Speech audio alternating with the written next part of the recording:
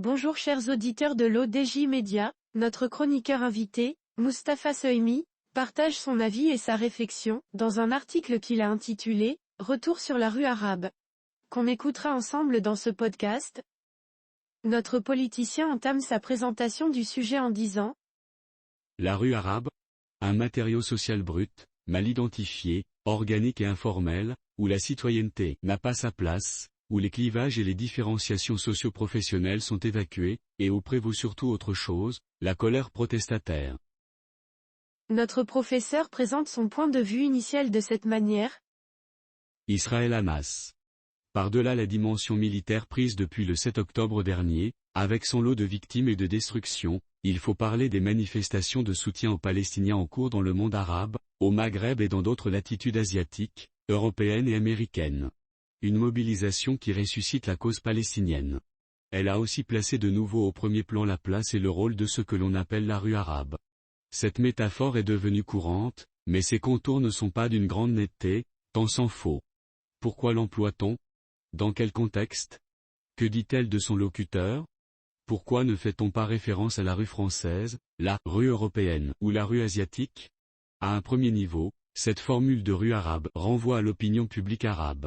Mais de fait, elles sont différenciées. Des travaux de chercheurs américains l'ont montré à partir de la presse. Et ils sont arrivés à cette conclusion, la rue arabe, Arab Street. Des publics irrationnels et volatiles, alors que l'opinion publique, elle, s'inscrit davantage dans les articles de presse par une certaine rationalité. Si bien que l'usage de l'une ou l'autre de ces deux expressions, au fil de l'actualité, est révélateur des représentations médiatiques qui sont faites des sociétés arabes. La rue arabe, un matériau social brut, mal identifié, organique et informel, où la citoyenneté n'a pas sa place, où les clivages et les différenciations socio-professionnelles sont évacués, et où prévaut surtout autre chose, la colère protestataire. Un élan revitalisant d'une revendication démocratique et politique ?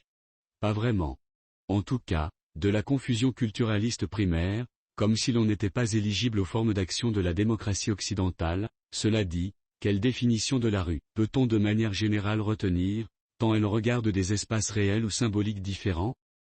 L'une d'entre elles renvoie à l'espace de la vie urbaine et populaire, une autre à l'espace de désœuvrement, de la misère, enfin, la dernière comme espace des contestations et des mobilisations, voire des guerres civiles et des luttes révolutionnaires, pour reprendre la terminologie du Centre national des ressources textuelles et lexicales, CNRTL. Notre chroniqueur invité enrichit son discours de la manière suivante. C'est surtout dans la rubrique internationale de la presse que l'on trouve les occurrences de la rue arabe. En particulier, les pays du Maghreb et du Moyen-Orient y occupent une place importante, ne serait-ce que par suite de la centralité géostratégique de ces régions.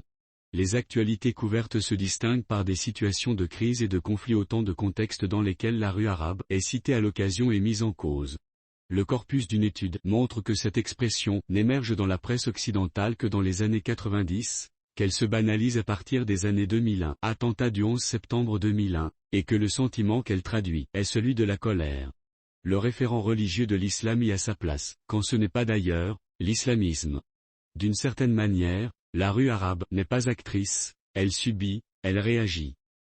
À noter ici que l'usage de l'expression opinion publique ne représente globalement que 30% environ des occurrences dans le corpus de la presse française et britannique, contre 70% pour la rue arabe. Plusieurs séquences sont à relever au cours des 2 décennies écoulées, celle qui a suivi le 11 septembre 2001, celle des révolutions du printemps arabe de 2011, cette année-là étant particulièrement fertile pour cette expression, avec cependant un infléchissement voire une autocritique dans la presse. Après tout, dira-t-on, ces populations de la rue arabe sont aussi normales que les autres, elles manifestent pour le changement et la démocratie. Il a été ainsi fait référence à l'éveil de la rue arabe, au fait qu'elle tourne enfin le dos à la passivité, à la résignation, au désespoir et à la recherche de boucs émissaires extérieurs pour prendre son destin en main. Le référent religieux n'est pas marginal dans la teneur de la colère de la rue arabe.